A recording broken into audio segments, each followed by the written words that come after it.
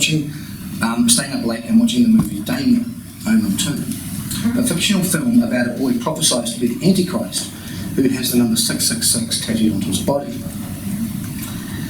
And so we as teenagers were all pretty enthralled by this. And in many ways, Iron Maiden song encapsulates the way the Book of Revelation is often portrayed in popular contemporary culture. I think there was an Arnold Schwarzenegger movie once where it was 999 years look in the mirror or something. And the idea is that Revelation predicts the rise of a future figure, the Antichrist, who will dominate the world and will either tattoo 666 on people's arms or give them microchips within it and this sort of thing. And when I was a very young Christian, I heard lots of things about this. I was told Henry Kissinger was the Antichrist on stage. I was told that George Bush Sr. was the Antichrist at one stage. I was told when the European Union had 10 nations in it that it was the Antichrist. And I kind of made a policy that I would never preach on Revelation for this reason, because I figured that you would get yourself in a lot of trouble. But I want to see some commentaries and reading about it and thinking about it. And two things struck me about this. One is, this is in the Bible. So, if this is in the Bible, do we not teach it, talk about it, discuss it because of controversy? Secondly, the Book of Revelation starts by saying, "Blessed is he who obeys the prophecy of this book." Right? So, Revelation tells you you are blessed if you obey the prophecy. And I want you to pay attention to the word obey the prophecy, right? So, I'm going to suggest an alternative way of reading Revelation, which I think is better fits the historical context, particularly the context of the first century. John was a first century Jew, and we have to ask ourselves, what would a first century Jewish reader have meant by these things? And what would his first century audience have meant by these things? And I want to take you seriously the idea, do you think that first century Jews in Asia thought, oh, that's George Bush?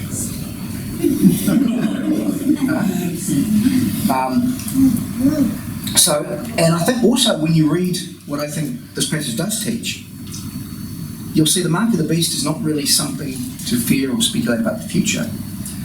It's actually a choice we make in the present day. And all of us, in fact, face the choice of taking the mark of the beast today. And that's why I want to stress the word obey. The purpose of Revelation is not to get you to speculate, it's to tell you to obey. Okay? So you can throw the eggs at me afterwards, say that.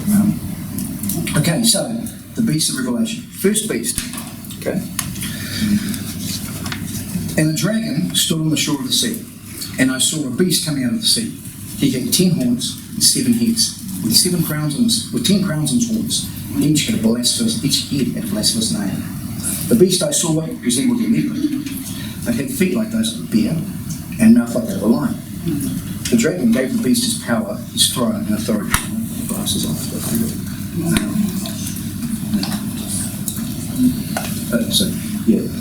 The beast I saw resembled a leopard, but had feet like those of a bear, and a mouth like that of a lion. The dragon gave the beast his power, and his throne, and his great authority. One of the heads of the beast seemed to have had a fatal wound, but the fatal wound had been healed. The whole world was astonished and followed the beast. Men worshipped the dragon because they had given authority to the beast, and they also worshipped the beast and asked, who is like the beast? Who can make war against him? Okay. Second beast. Then I saw another beast coming out of the earth. It had 2 horns like a lamb, but he spoke like a dragon. He exercised all the authority of the first beast on his behalf, and made the earth and its inhabitants worship the first beast, whose fatal wound had been healed. He ordered them to set up an image in honour of the beast who was wounded by the sword and yet lived. He was given power to give breath to the image of the first beast, so that it could speak and cause all those who refused to worship the image to be killed. He also forced everyone, small and great, rich and poor, free and slave, to receive a mark on the right hand or on the forehead, so that no one could buy or sell unless he had the mark, which is the name of the beast, or the number of his name. This calls for wisdom. If anyone has insight, let him calculate the number of the beast, for it is a man's number. His number is 666. Now, most English translations render this as 666. And this reflects what most Greek manuscripts of the New Testament have. Less well known is that some manuscripts contain the number 616. And this alternative reading is attested very early. Around 180 AD, the church father Irenaeus noted that in his day there were congregations in which both of these readings were being used and preached from. That's 180. That's very early for our knowledge of New Testament manuscripts. Okay. The significance of this will be explored that later, but I just wanted to let you know that there's actually 2 Greek translations of this passage that go right back to the earliest times of the church. The second thing I want to notice is, which should be obvious, is these passages clearly employ imagery. No interpreter, to my knowledge, takes them to describe a literal 7-headed monster. What is often again less appreciated is that this is a form of ancient genre known as apocalyptic literature. And apocalyptic literature often uses really dramatic imagery drawn from the Old Testament and uses images from the Old Testament in a new way. And in fact, you see apocalyptic style literature within the Old Testament itself. So I'll give you some examples. When Edom is defeated by military armies, and the prophets say that this is brought about by God, they describe it as God coming on the clouds against Edom. When Babylon falls, it's described as the sky rolling up and the stars falling down, and the night going, right? Describing Israel coming out of exile back into the promised land, Ezekiel describes this as dry bones coming up and walking. Okay? So there's this kind of really powerful, strange imagery which is fairly normal to people of this period. And once this background is recognised, we can actually interpret parts of Revelation, I think, with some confidence. And I'm not going to explore every detail here, but I want to sketch a few points. So here's a few basic points, right? The first beast is described as 1, receiving its authority from the dragon. 2, resembling a leopard, a bear, and a lion. 3, possessing 7 heads and 10 horns. 4, being universally worshipped and apparently invincible in battle. And I suggest if you look at how this imagery functions elsewhere in apocalyptic literature, particularly in the Old Testament, we'll get some clarity on this. So firstly, 1, the dragon is actually identified in Revelation elsewhere. It is said to be the ancient serpent, okay? That is the serpent in Genesis 3. And in that narrative, the serpent tempts Adam and Eve to seek autonomy from God by disobeying his command to God. And if they do that, they will be like God themselves. If you disobey God's commands, you'll be like God themselves. Just remember that was a temptation of the devil back, right, in that story. So in Revelation then, the dragon represents satanic opposition to God. Since the beast derives its authority from the dragon, the idea is this beast is speaking as a mouthpiece of the dragon, right? It's going to express the temptation of the dragon to you. This is the warning. This beast, it's actually described as the embodiment of Satan. Notice, I haven't got the text here, but if you notice, if you read the description of the dragon and you read the description of the beast, you'll see that's similar in the description, right? This is kind of like an earthly manifestation of the dragon, right? The imagery in 2, the second point, right, the leopard, bear, lion, 10-headed monster, it comes from the book of Daniel. So this is what Daniel wrote. My page. In my vision at night, I looked, and there before me were the 4 winds of heaven, churning up the great sea. 4 great beasts, each different from the others, came up out of the sea. The first was like a lion, and it had the wings of an eagle. And then before me was a second beast, which looked like a bear. And after that, there was another beast, which looked like a leopard. After that, in my vision, at night, I looked, and there was a 4th beast, terrible and powerful and frightening. It had 10 horns. So, pretty striking, and you can see people in the audience already see it, the parallels of Revelation here. In Daniel, there are 4 distinct beasts, whereas in Revelation, the first beast appears as a composite, incorporating features of all of them. And Daniel provides an explicit interpretation of this imagery. The 4 beasts are 4 great kingdoms that will rise from the earth. Right? The lion, the bear, and the leopard, the lion, the bear, and the leopard symbolize kingdoms. In fact, probably they symbolize the transition of the Babylonian, Medo-Persian, Macedonian, and Roman empires. In Revelation 13, the first beast speaks likewise as it's an empire, right? The idea is this is some kind of world empire, right? This is a power. And notice it tells us that this is an empire that is worshipped, is invincible in war, and whose authority just extends over every tribe, people, language, and nation. So we're dealing here with a world empire that has dominion over the known world, is undefeatable in battle, which people are worshipping. Now, just think about who John might be thinking about here, but I'll get to that in a minute. Right. What about the 7 heads? And in actual fact, when we get to the 7 heads, we can get a more precise identification, because Revelation itself interprets this imagery for us in chapter 17. Right? So, this calls for a mind and wisdom. Notice John from time to time says that. This calls for a mind and wisdom. So he puts these kinds of images up there, and then he sort of says to the audience, I want you to think about this. This is what I mean. This is what these things represent. And throughout Revelation, you'll actually see him saying, this calls for wisdom, and then he'll explain what he's talking about. Sometimes directly, sometimes cryptically, but in a way that the audience will go, oh yeah, I get it. Okay? Bear in mind, one point I didn't mention, John is writing this on Patmos.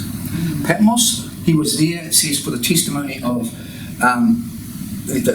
his testimony. So that is a place where you exile political prisoners.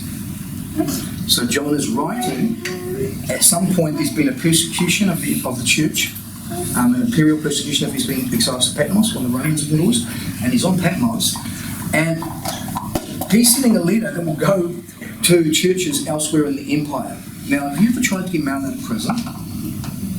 Right? Think about what happened. So he's not going to be, if I'm right about what Revelation means, he's not going to be too candid about this. Okay? He's going to be subtle. We'll get into it, all right? So, this calls for a mind with wisdom. The 7 heads are 7 hills on which the woman sits. They are also 7 kings. 5 have fallen, 1 is, the other has not yet come. When he does come, he must come for a little while. The beast who once was and now is not is an 8th king. He belongs to the 7 and is going to destruction. So here we're told explicitly what the heads of the horn symbolise. The 7 heads have a twofold meaning. First, they are 7 hills on which the woman sits. So there's this picture of this woman called Babylon, who's described as a harlot, and she's sitting on these 7 horns, right? On these 7 hills. Now, in ancient literature, the phrase "a city on 7 hills" is a well-known idiom for Rome. Yeah. Okay. An ancient reader would have grasped this immediately, just as a modern reader recognises expressions such as the Big Apple or the city that never sleeps. I've got to travel over the bridge.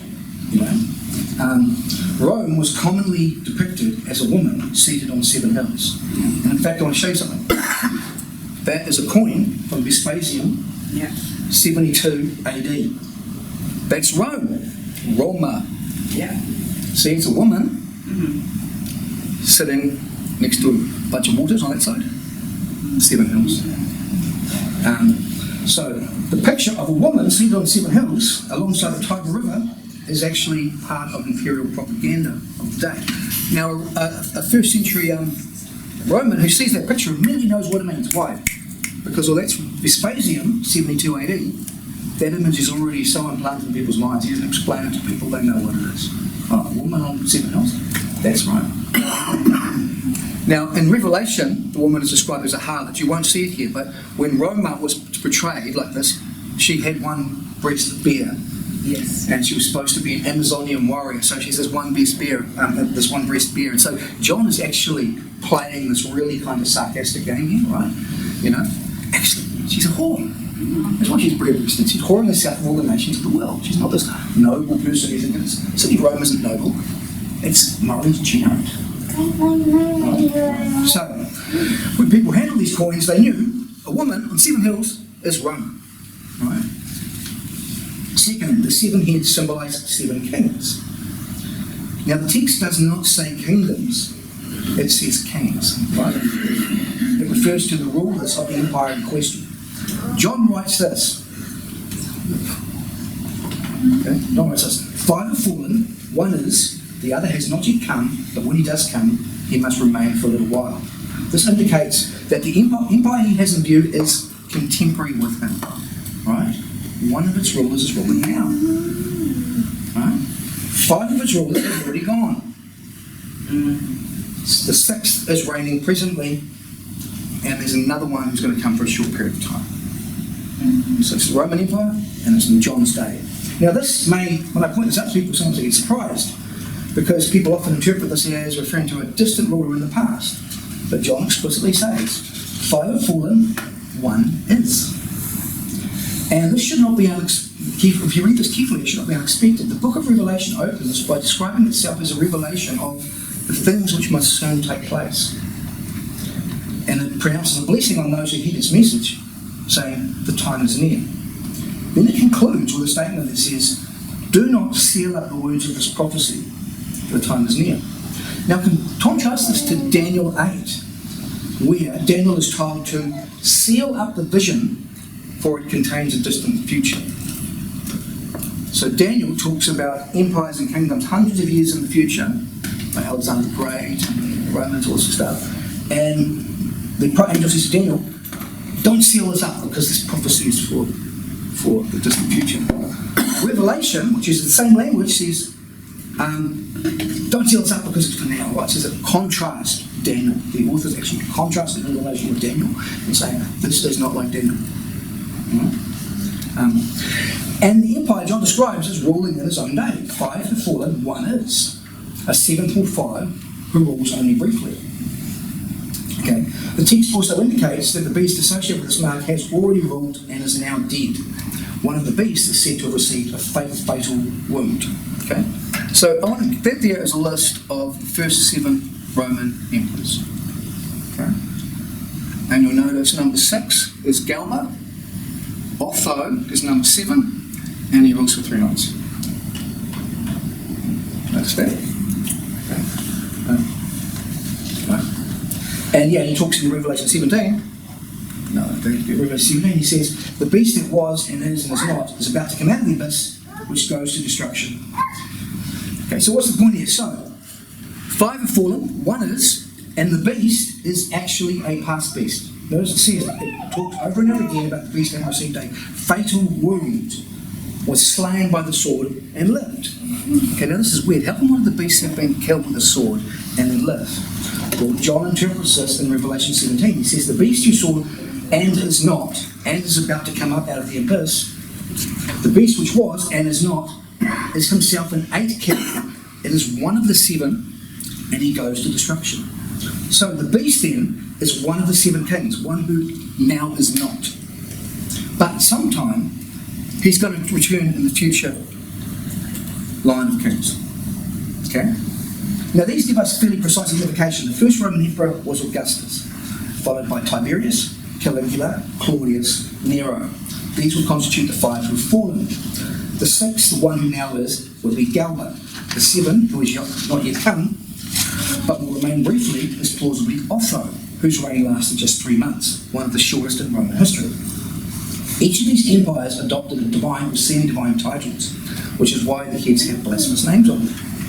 What then is the beast who was and now is not, and who was slain by the sword?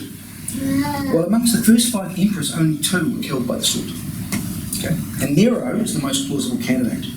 He died by suicide, probably about a year earlier than when this was written, inflicting a fatal sword wound, stabbing himself in the head. Okay? The Roman Senate turned against him, and so he had to commit suicide, and he stabbed himself in the head and didn't succeed, so Stephen finished the job off for him. Very gruesome. Now, during the reign of Galba, the 6th, who is the one ruling, a widespread belief emerged that Nero, he wasn't really dead.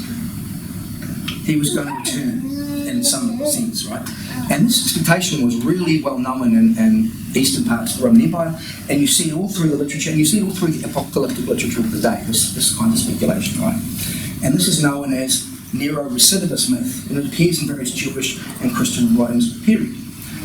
And so John's referring to this king who's died, but he's going to come back, and he's been killed with a sword, and people get who this is, right? They get who this is, right?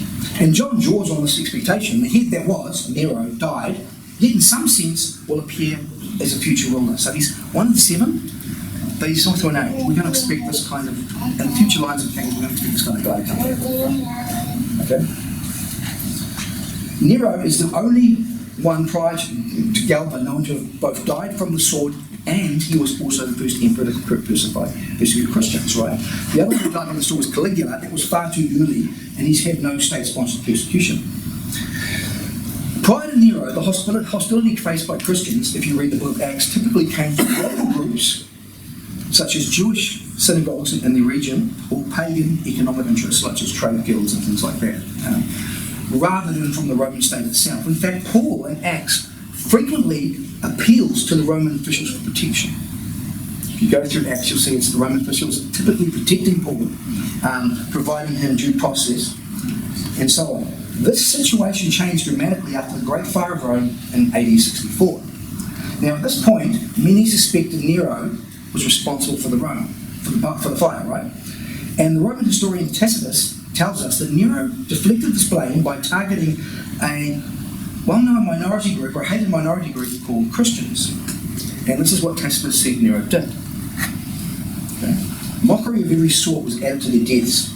Covered with the skins of beasts, they were torn apart by dogs and perished, or were nailed to crosses, or were doomed to flames and burnt, to serve as a nightly illumination when the daylight had expired.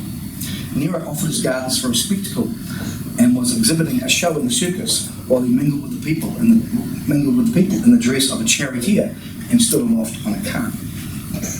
Now, this persecution lasted approximately 3.5 years or 42 months, the very period mentioned in Revelation 13 that the beast wages war against the saints. So this beast had authority to act for 42 months. Okay? Now, according to early Christian tradition, both Peter and Paul were martyred during this time. So it is therefore significant that Nero was in some contemporary sources described by his contemporaries as the beast. Right? Romans didn't like Nero, that he got a very bad reputation, and he was one of the nicknames for him in the writings was the beast. Nero was known as the beast. And Tacitus notes that early in his reign, Nero erected a statue of himself in the temple of Mars, further contributing to his image as a blasphemous individual. In fact, Nero was probably the most narcissistic guy you could imagine. And this sheds important light on the famous number of the beast. Notice the text tells the reader to calculate the number of the beast, right? And explains that the number is that of a man. Now, the word calculate actually is the standard word for mathematical calculations. And we don't really understand this because we use Arabic numerals. So when we do maths, we use Arabic numerals. Many people don't know that. But we use the Latin alphabet. Right? So in our culture, numerical symbols and symbols for letters are radically different. But this wasn't true in most cultures, right? In the ancient world, languages such as Greek, Hebrew, and Latin, the numerical system and the alphabetical system was the same. Right? You think about this, about Latin numerals. What's I? 1. What's V? 5. What's X? 10. Notice the Romans use letters for numbers. Right? And this was true in Greek, and this was true in Hebrew. And as a result, it was possible to assign numerical values to names. You could count up the numbers of each name, and it would have some, right? Yeah. And you could calculate the totals. Now, in Hebrew and in related traditions, this developed into a system known as gematria, where you took the numerical values assigned to letters, summed them, and referred to people cryptically. And in fact, this kind of numbering occurs in one of the most well-known pieces of apocalyptic literature, which is written roughly the same time as Revelation, maybe a little bit later. This is called the Sibylline Oracles. Okay, this is a collection of Christian and Jewish writings. And it describes Roman rulers like this: the very first Lord shall be, whose sum shall twice tend with the first number of his name. And in manner after him to reign is the one whose alphabet's first letter is, and so on. And in fact, he goes through each of the Roman emperors and says, I'm talking about this one with this number, this one with this number, this one with this number. So this was a known practice in Jewish and Christian communities, right?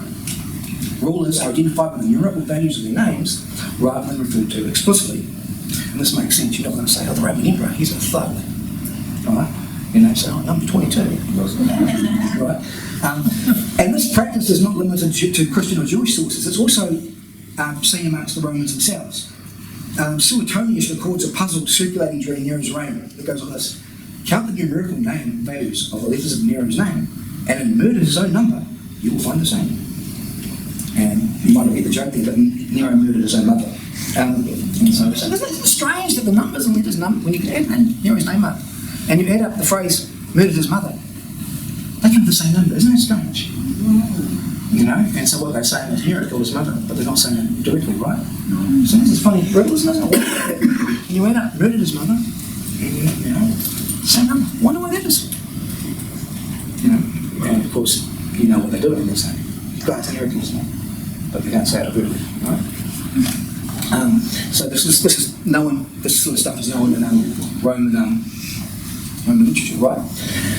And so against this background, the number in Revelation becomes far less mysterious. When you take the Greek, Nero had his title was Nero Caesar, but you had a Greek title and a Roman title, right? Now, when the Greek form of the title, Nero Caesar, is translated into Hebrew, the result is 666. Nero Caesar, 666, right? However, if you take the Latin form of the name, the result is 616.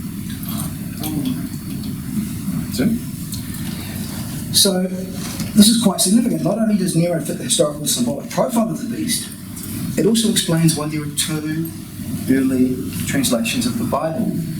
One was 666, one was 616. Why? In the first century, Greek was the dominant language in the Eastern Roman Empire. However, in the West, people spoke Greek and Latin.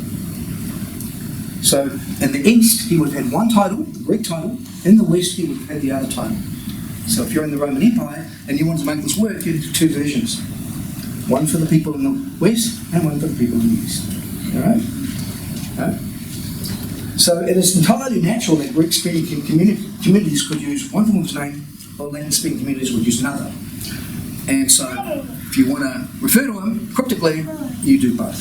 Right? Right? Okay. And these insights also help us to identify the second beast in Revelation 13. The figure is described as having two horns like a lamb, but speaking like a dragon. This imagery is striking. The lamb is a symbol associated in Revelation with Christ and with sacrificial worship. Here, however, we encounter a sacrificial worship system that speaks on behalf of the dragon.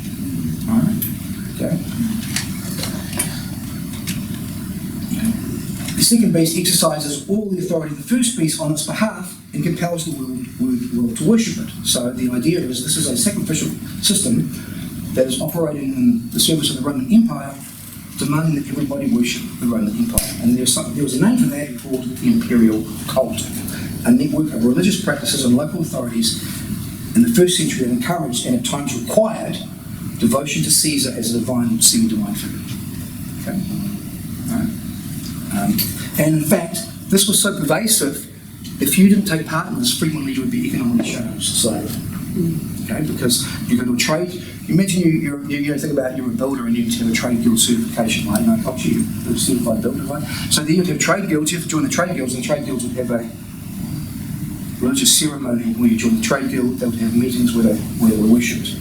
Caesar in the meetings where they would make a kind of reference to Caesar and what have you, and you couldn't take part in these meetings as a Christian, so therefore you couldn't get certified as a trade guild, right?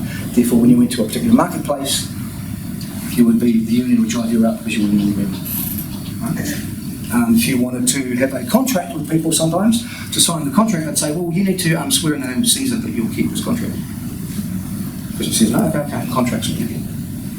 It was pervasive in the first century. So what then of the mark and the forehead on the hand? Well, within biblical and Jewish symbolic framework, this imagery is not unfamiliar. Elsewhere in Scripture, particularly in Revelation, and also in Ezekiel, a mark on the forehead signifies belonging to God or being set apart by Him. So there's several passages in Revelation and Ezekiel where God says, set apart those who serve me, and it's symbolically presented as them being sealed on their forehead. 144,000 are sealed on the forehead. In Ezekiel goes to the temple and people who are faithful are sealed on the forehead. Right? But also, there's echoes of a very famous passage in the Old Testament. This is the Shema. This is the Jewish creed. Every Orthodox Jew must recite this several times a day. Hear, O Israel, the Lord your God is one. These words that I command you today shall be on your heart. You shall bind them as a sign on your hand, and they shall be as your frontlets between your eyes. So here Israel is commanded to have God's law as a sign on the forehead, front on the forehead, and on the hand, on the right hand, right? Now this is fundamentally metaphorical language. Your head, the law governs your head. In other words, your thinking, your way of evaluating, your outlook on the world, that should be in accordance with the commandments of God. And also the way you act, you put your hand to things, they must be in accordance with the commandments of God. And that's what these passages probably mean. Some Jewish groups, however, took these passages quite literally by wearing phylacteries. You see that there. So he's got something wrapped around his arm, and he's got a little box that's full in. Right? So it's Philip's tune. These are small boxes containing scripture, in fact, containing this verse, on their arms and foreheads. And you'll notice Jesus actually criticises the Pharisees at one point. He says, "You make your phylacteries really wide." Right? So here everybody can see that you've got them. Right? In Matthew 25, Jesus points it out, right? So this was a practice in the first century. So first century Jews would have immediately gone, bang, okay, forehead, that's where I put God's commandments. That's where God's commandments are supposed to go. Right? So I think the mark of the beast is best understood symbolically. It refers to allegiance. Whose authority governs your thinking and behaviour? Whom do you publicly acknowledge as Lord? To bear the beast mark is not to have some kind of, mark. It is to align oneself with the values and demands of imperial Rome, as opposed to the kingdom of God. Right? And this interpretation is strongly supported by historical evidence of how Christians were persecuted.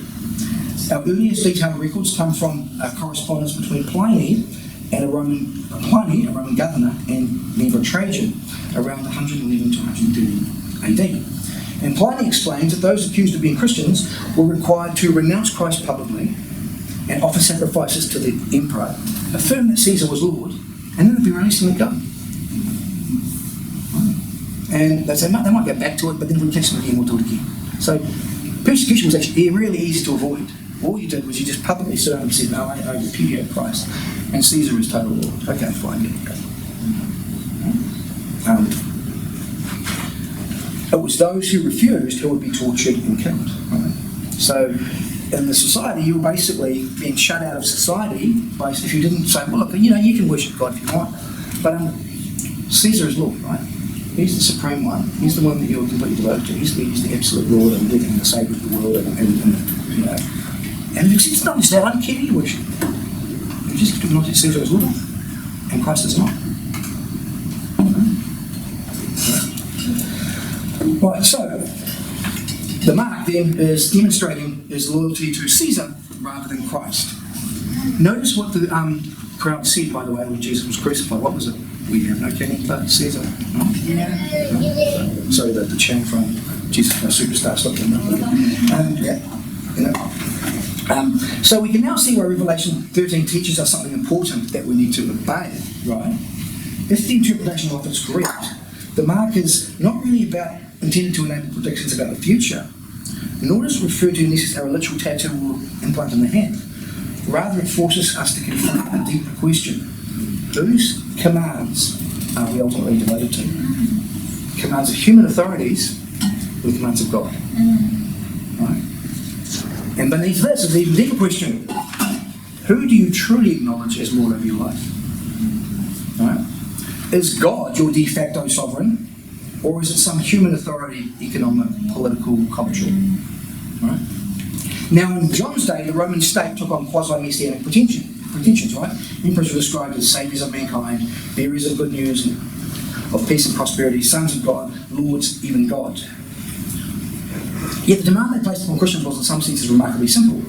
They could worship any deity they wished and observe any religion they chose, all so long as they publicly acknowledged Caesar as the ultimate sovereign. To escape punishment, all one had to do was affirm that Caesar, and not Christ, was Lord. Okay. And the early Christians refused, right? And their resistance was not really verbal, but theological. To say Jesus is Lord is not to utter a phrase, it is to declare who is the ultimate authority over your life. Right? It is to insist that the commands of God, not Caesar, governs your life, and he was your supreme loyalty. Right? So it's not, I'll obey Christ, but as long as it fits Caesar, it's I will obey Caesar, but as long as it fits Christ. Yeah. Right? Okay. And that is what the Romans couldn't tolerate. Right? That was just subversion. That was unacceptable. Right? Okay. The question was unavoidable. Would you grant your ultimate allegiance to a human ruler, political system, or to God? Now, today we are unlikely to be asked to perform an overtly religious act, such as offering sacrifice.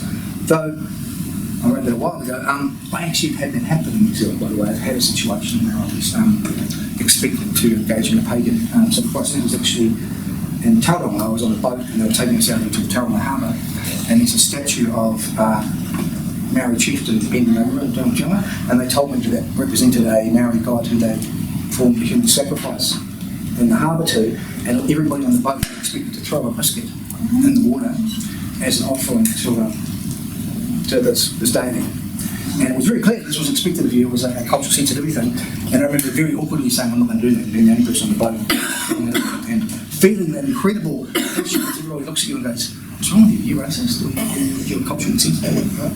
And I thought, wow, I found that difficult. And it was really easy. Imagine what our culture is. Imagine what our people do. Most of us aren't likely to perform something like that. But I'm going to suggest we are continually faced with the question whether we will allow God's commands or whether we will yield to human systems and authorities. The choice presents us not in a single dramatic moment, but in countless decisions every day. So, I remember when I went to university and I was a 30-year Christian, I encountered all kinds of really influential, fashionable ideologies that were presented as liberating people and really, really good ideas. And when they were framed, it was often made very clear, sometimes explicitly, sometimes implicitly, that if you wish to be regarded as an educated, enlightened, and intellectually credible person, you had to abandon those outdated commandments of God. And you could be a kind of Christian, but you had to sort of update it in terms of these progressive ideologies. If you didn't do that, you weren't really an educated person. You were a bit of a, you're not part of the social club. And I remember that was really, for me, as my late teens, new Christian, studying philosophy, that was a real kind of eye-opener to me and a really formative moment in my life where I sort of realised that I was facing this allegiance choice. And I remember I used to get in a lot of trouble because I would ask, why should I accept the ideology you're putting forward as opposed to Christianity? What is your ideology? What's it better? And it was really interesting. The response I usually got was your opinion, or something like that, And I kind of realised there was this default view that was just assumed, but you just didn't question it. And that's how I went to college, didn't question it. So the answer was frequently social. You realised if I kind of want to not be seen as some kind of, if I actually want to be some social standing in this group, I'm going to do this, right? And the pressure I saw that in university was really intense, Imagine these young people, very intelligent, they all going to university and they're suddenly told, you'll be part of this new club you've joined. Here's the kind of subtle, And in situations like this, the challenge posed by Revelation remains. It is not about identifying a future tyrant or working out some conspiracy. It is understanding that you must give ultimate allegiance to God rather than something else. And John gives three really responses to this challenge, I think, that we can take home. First, he diagnoses the situation for what it is. In Romans 13, Paul teaches that Christians should normally submit to civil authorities because they are ordained by God as his servants, tasked with restraining evil, punishing evil, and commending good. So the government, in principle, is legitimate as long as it remains God's servant under his authority. However, when a political system, an economic system, a religious system, or an institution demands absolute obedience, when it requires obedience that overrides God's commands, then that system is idolatrous, right? Whether it has pagan idols or not. And in fact, that system speaks on behalf of the dragon. It's saying, you can be like God. You think about it, it's what's actually accepted. This institution, this political system, this government, it has the law of God. Similarly, when religious leaders capitulate to such pressures and encourage people to set aside what God commands in favour of political or cultural demands, they function as agents of the second beast, presenting themselves as speaking for God, when in fact they're speaking for the dragon. And just imagine, it's really easy for us to trivialise the early church and think, they were so brave. That would have been really, really difficult you know. And we know that large numbers of Christians actually fell away in this situation. And in North Africa, for many years, there was a problem because you had religious communities of people who had fallen away in the persecutions, and you had other communities who hadn't. And then the people who had fallen away wanted to be readmitted into fellowship with the ones who did. And the ones who did, you know, their mother had been killed, or their brother had been killed, or their close relative had been killed for saying, I don't worship Caesar. And some other person in the pew was just next to him who says, I survived because I just did a sacrifice to save my skin. There were riots over this in North Africa. There was huge, it tore the political, when Christianity became established, it tore the political era asunder in North Africa, that controversy, right? So it would not have been easy, right? And this is the second point. John calls believers to persevere. Throughout the opening chapters of Revelation, he repeats the exhortation to one who overcomes. To one who overcomes. Okay? Overcoming, however, is not easy. And this is why he talks about the mark and what happens to those who, who refuse the mark. No one could buy or sell unless he had the mark. And then notice the sardonic comment he makes. If anyone is to go into captivity he will go. If anyone is to be killed with a sword, the sword will be killed. This is everything, right? Jesus has a wonderful plan for your life. This is John saying, if you're going to go to captivity, you'll go. You'll be killed with a sword. You'll be killed. Right? I have a great, I have the plans I have for you for the says the Lord, plans to prosper. No. You must resist, and guess what? It'll cost. No, it'll cost. Okay? You are not shielded from harm. You are often ostracized, economically marginalized, imprisoned, tortured, killed. There is a real face, and Revelation offers no illusion that the means to God will be easy. It, on the contrary, acknowledges what is right can and often will entail suffering. Okay? That's one of the reasons I really dislike prosperity gospel, by the way. Because prosperity gospel tells us that tells us to measure our virtue by whether we are prosperous, and in fact, what the Bible teaches is that sometimes the virtuous will suffer at great cost, right? And very hard for us in Western 21st century churches to appreciate the suffering some of our brothers around the world. Third, John urges vigilance combined with realism about the future. The early church had just endured what Peter described as a fiery ordeal. Side note, notice Peter says he writes from Babylon in 1 Peter, and he talks about them about undergoing a fiery ordeal. Just think about the passage from Nero and wonder what Peter was talking about. The passage about Nero's persecution and think about what he's talking about. Right? The might of the Roman Empire, the dominant superpower of the time, has been turned against a small and vulnerable movement led by a few fishermen. Okay, they had suffered horrific deaths. The key leaders were lost, and now Nero's dead. The persecution has ceased. One can imagine the bewilderment, and then there's always conspiracy theories about Nero's not really dead. He's in Parthian Empire somewhere, he's going to come back. And John's response is, the beast was and is not, but he will return with another emperor. Right? The destructive power embodied in Nero would manifest again in future Roman empires. And history proved John right. After Nero's death, the empire descended into chaos. Galba ruled briefly, as that's what he was, before being assassinated. Otho reigned for only 2 months. Within a single year, Rome saw 4 emperors come to the throne and be killed. Okay. Eventually, Vespasian secured the throne around 69 AD. In 70 AD, his son Titus besieged Jerusalem, entered the temple, oversaw its destruction. The city was levelled, the temple destroyed, and it's estimated that somewhere between 600,000 to 1.1 million people were killed. The aftermath was Vespasian was worshipped in the Jewish temple as God. The next year. Okay. Later, Vespasian's son, Domitian, started a new wave of persecution and is remembered in both Roman and Christian sources as Nero returned. And he was not the last. Across the subsequent centuries, other emperors and regimes wielded power in oppressive and destructive ways. Right?